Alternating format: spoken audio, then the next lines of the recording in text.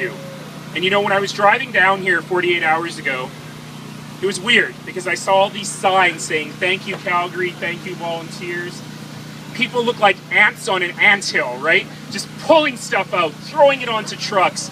My waste and recycling colleagues were trying to get down the street and there were too many people, and I may have had to tow a few cars, but it was a good tow. It was a good tow to get them down there with those monster garbage trucks. And I just thought to myself, at that point, I wasn't even surprised anymore because I figured out this is what Calgary's about. Imagine 10 days ago, in the middle of the night, I was standing on the riverbank and I was watching those rivers that we know so well that are part of the bloodstream of every Calgarian, and they were faster and higher and angrier than I'd ever seen in my life. And throughout the course of the next 24 hours, I saw neighborhoods, including this one, completely underwater. Bowness Park, gone. Prince's Island Park, gone. The Stampede under 8 feet of water from one end to the other. And I got to tell you, I thought to myself, how are we going to do this? How in the world are we going to rebuild? How in the world are we going to recover? And I had 2 glimmers of hope.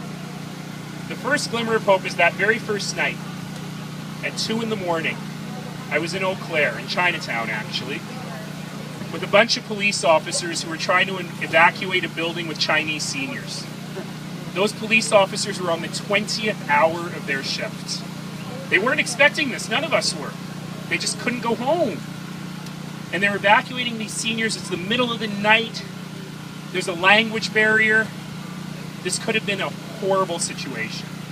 And those police officers dealt with those seniors with such professionalism, such compassion, and such love that at that moment I knew if we've got public servants like this throughout the city, we're going to be fine. The next day, I wasn't in this neighborhood, because I came to this neighborhood and Rob yelled at me and I had to leave, but I was in a different neighborhood. I yelled right back at him and we were buddies, but I was in another neighborhood. I was on 4th Street Southwest in the neighborhood of Rideau. And I'm going to tell you a story that won't surprise you at all, but it surprised me that day. There were 200 people on this little block. Huge piles of garbage, tiny little 100-year-old houses, 600 square foot houses. Huge piles going right up to the roof. And I asked people, who lives here? And no one would put up their hand. And I said to people, do you have friends who live here? What are you doing here? They said, no, I've never been to this neighborhood before in my life. I'm from Forest Lawn, or Temple, or Springbank, or Sinalta. My basement's dry. But I knew these people needed my help. So I came. And these people were covered in mud and mosquito bites. They were scraped up and cut and bruised. And they were smiling. And that's when I knew that we were going to be just fine. That was when I knew that the spirit of this community has never shone as brightly as it's shone in the last 12 days, and it'll continue to shine that brightly. So I want to say to all of you who've lost a lot, I'm really sorry. I know you're going through a lot of pain and that you've lost a lot. But I also want you to know, and you don't have to just listen to me because the proof is around you, that your community cares about you. Your community cares a lot about you. That people like Barbara here from the Rotary Club of Calgary East, you know you're in the West, right? Is now mobilizing her forces to our neighbors in High River.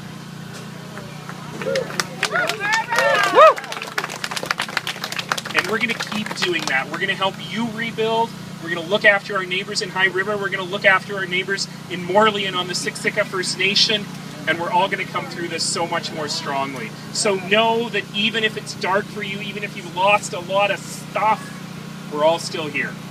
And we're all still here together, and we're going to rebuild together, and we're going to be even stronger together. I don't have to tell that to people of Bowness. Bowness has always known that. But that community here in Bowness, sometimes I feel like the city of Calgary is still seen as a foreign occupying force here in Bowness.